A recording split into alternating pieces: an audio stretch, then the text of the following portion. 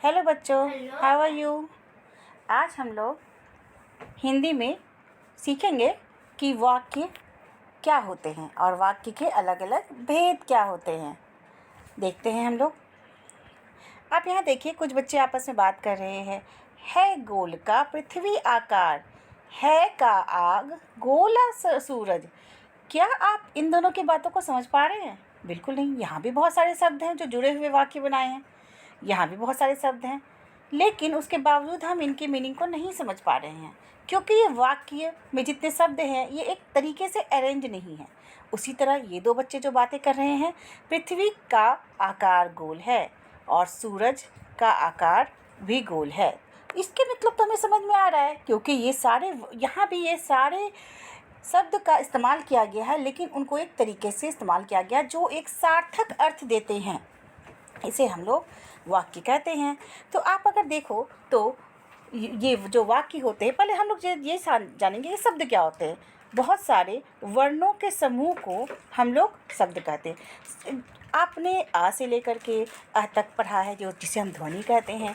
वर्ण का ख ग घ से हम लोग हा छत्र ग, ये सारे वर्ण होते हैं। शब्द इन्हीं वर्ण और ध्वनियों के मेल से शब्द का निर्माण होता है। और बहुत सारे शब्द जब सार्थक रूप में मिल करके कोई मीनिंगफुल वर्ड दें, उसे हम लोग वाक्य कहते हैं। यानी कि हम लोग यहाँ पर डिफिनेशन भी देखेंगे। अर्थ प्रकट करने वाले सार्थक शब्दों के व्यवस्थित समूह को वाक्य कहते हैं।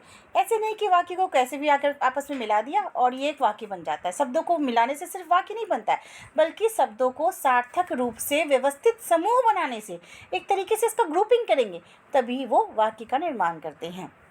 अगर आप देखें तो वाक्य के दो अंग होते हैं। ठीक है, वाक्य के दो अंग होते हैं, उद्देश्य और विधेय। ये दो अंग होते हैं। उद्देश्य क्या होता है? वाक्य में जिसके बारे में कुछ भी कहा जाता है वह उद्देश्य होता है। मान लिया मैं एक एग्जाम्पल दूं, पिताजी बैंक जा रहे हैं। तो इस वाक्य में किसके बारे में कहा जा रहा है? पिताजी के बारे में कहा जा रहा है, क्योंकि पिताजी यहाँ पे इसलिए कारण से उद्देश्य है। अगर हम और भी एग्जाम्पल देखें, राम खाना खा रहा है। कौन खाना खा रहा है? किसके बारे में कहा जा रहा है? राम के बारे में। तो राम क्या है? उद्देश्य है। विधेय, उद्देश्य को छोड़कर बाकी जो है किसी भी वाक्य में बाकी जितने भी शब्द बच जाते हैं वो विधेय कहलाते हैं, चाहे वो क्रिया हो, कर्म हो या कुछ भी हो। जैसे यहाँ है पिताजी बैंक जा रहे हैं, तो बैंक पिताजी आपका उद्देश्य था, और उसके छोड़ कर के बाकी जो भी वर्ड्स नज़र आ रहे हैं, जो भी शब्द नज़र आ रहे हैं, वो सारे के सारे आपके क्या हैं? विधेय हैं। ठीक है, और इस तरीके से हम लोग वाक्य को भी अलग अलग रूप में, अलग अलग तरीके से, अलग अलग पार्ट में डिवाइड कर सकते हैं। जैसे कि वाक्य को हम लोग यहाँ पर फ़िलहाल हम लोग सीखने वाले हैं, रचना की दृष्टि से वाक्य कितने तरह के होते हैं और अर्थ की दृष्टि से वाक्य कितने तरह के होते हैं। रचना की दृष्टि से वाक्य 3 तरह के होते हैं: सरल वाक्य, संयुक्त वाक्य और मिश्र वाक्य। सरल वाक्य क्या होता है? सरल वाक्य वह वाक्य होते हैं इनमें किसी भी प्रकार के योजक चिन्हों का इस्तेमाल नहीं किया जाता है, प्रयोग नहीं किया जाता है। यह वाक्यों में एक उद्देश्य और एक विधेय होता है। अभी तक मैंने आपको उद्देश्य और विधेय को क्लियर कर दिया है। तो सरल वाक्य वो ऐसे वाक्य हैं जिसमें सिर्फ एक उद्देश्य और एक विधेय होता है और किसी भी योजक चिन्ह का इस्तेमाल नहीं होता। जैसे कि यहाँ एक सिंपल लिखा हुआ है, मयंक नदी में तैर रहा है। तो यहाँ पे उद्देश्य मयंक है और विधेय नदी में तैर रहा है, यानी कि यहाँ पे एक उद्देश्य और यहाँ पे एक विधेय मुझे नज़र आ रहा है, और ये एक सरल वाक्य कहलाएगा और इसमें किसी भी योजक चिन्ह का इस्तेमाल नहीं हुआ है। अब और भी वाक्य को ले सकते हैं, जैसे सीता घूमने जा रही है। इसमें सीता उद्देश्य है, घूमने जा रही है उसके विधेय हो गए। तो इस तरीके से इसमें किसी भी इस वाक्य में भी किसी भी योजक चिन्ह का इस्तेमाल नहीं किया गया है। नेक्स्ट हम लोग देखेंगे संयुक्त वाक्य। संयुक्त वाक्य, संयुक्त अर्थात मतलब संयुक्त का मतलब क्या होता है? कोई भी चीज़ें जुड़ी हुई हैं ऐसा वाक्य जो दो वाक्यों को योजक शब्दों से की सहायता से जुड़कर बनता है, उसे हम लोग संयुक्त वाक्य कहते हैं। जैसे हम एग्जाम्पल्स यहाँ पे देख रहे हैं, भैया कमरे में गए और पुस्तक ढूंढने लगे। आप देख रहे हैं यहाँ पे दो अलग अलग वाक्य बन रहे हैं, भैया कमरे में गए और दूसरा वाक्य है पुस्तक ढूंढने लगे। भैया कमरे में गए जिसमें उद्देश्य अलग है, भैया, और क्या है इसमें? कमरे में गए क्या है?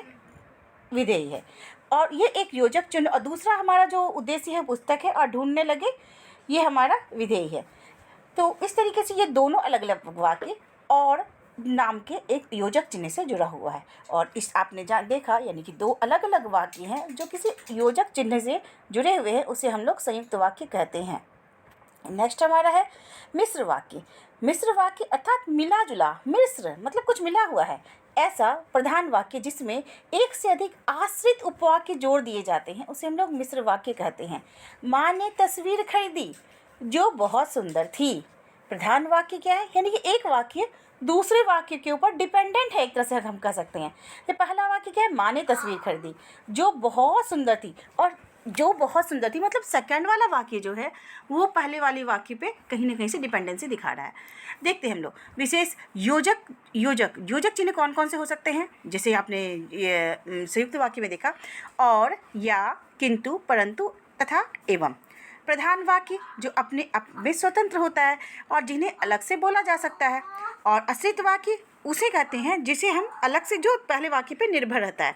क्योंकि, कि, जब, तब, जैसा तैसा, जो, यह, वह, यदि, तो, आप योजकों का प्रयोग हम लोग मिश्र वाक्य में करते। तो ये कुछ पहचानने के लिए अलग अलग वर्ड दे रखे थे, योजक चिन्ह और मिश्र वाक्य, जिसे आप किसी भी योजक वाक्य, खास करके संयुक्त वाक्य और मिश्र वाक्य को आप अलग कर सकते हो कि अगर योजक चिन्ह के रूप में और, या, किंतु, परंतु, एवं रहे तो ये वाला वाक्य कैसा है, संयुक्त वाक्य। लेकिन यही अगर दो अलग अलग वाक्य क्योंकि, कि, जब, तब, जैसा तैसा, जो, यह, इनसे जुड़ा रहे तो ये वाक्य क्या कहलाता है, मिश्र वाक्य कहलाता है।